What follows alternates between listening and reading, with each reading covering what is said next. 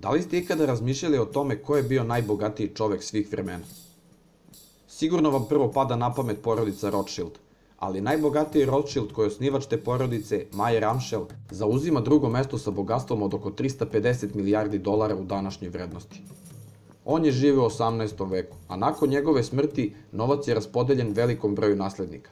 Iako su svi oni bogati, pojedinačno su daleko od svog pretka. Verovali ili ne, najbogatiji čovek u istoriji je živeo u Africi u 14. veku i njegovo ime je Mansa Musa. Mansa je zapravo titula koja bi u prevodu značila imperator ili kralj, a njegovo pravo ime je bilo Musa Keita I. On je vladao Malijem u periodu od 1312. do 1337. a svoje bogatstvo duguje najviše mnogobrojnim rudnicima zlata i soli. Njegovo bogatstvo prevedeno u današnju vrednost prelazi neverovatnih 400 milijardi dolara. I nemojte da vas začudi što je najbogatiji čovek u to doba živeo u Africi.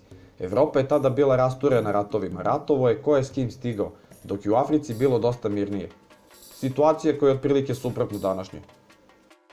Teritorija kojom je Mansa Musa vladao se nalazi u podsaharskoj Africi i prostirala se od Atlantskog okeana pa sve do jezera Čad. Danas se na toj teritoriji nalaze Mauritanija, Senegal, Gambija, Gvineja, Burkina Faso, Mali, Niger, Nigerija i Čad. Vladavina Mansa Muse je obeležena blagostanjem, mirom unutar države i, naravno, osvajanjima.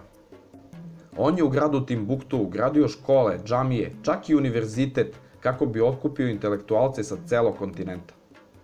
Masdžid koji je napravio unutar tog univerziteta postoji i dan danas, iako je napravljen od blata. Islam se u podsaharskoj Africi primio već u ranoj fazi i za razliku od svojih predaka, Mansa Musa je bio veliki vernik.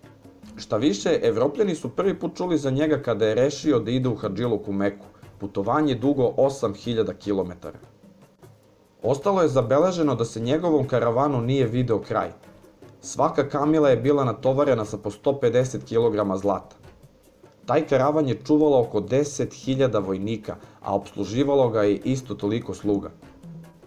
Kada je na tom putu karavan zastao u Kairu, Mansa Musa je davao sirotinji krumenje zlata i toliko im je podelio zlata da je izazvao masovnu inflaciju od koje se Egipat kasnije oporavljao godinama.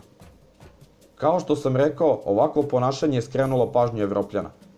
Tada je čak i Mansa Musa naslikan na katalonskom atlasu, jednoj od najbitnijih mapa u srednjovekovnoj Evropi.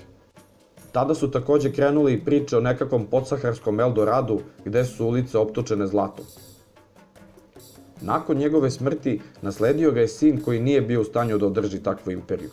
Koju deceniju kasnije su na to područje došli i Evropljani koji su hteli da čekiraju taj Eldorado za koji su čuli, ali to je priča za neki drugi klip. I to bi bilo to, ljudi, što se tiče ovog klipa. Ukoliko vam se svideo i ukoliko ste naučili nešto novo, lupite like, a ukoliko ste prvi put na mom kanalu i ostali ste do samog kraja, definitivno razmislite o tome da se subscribe-ujete, pošto će ovakvog materijala biti još.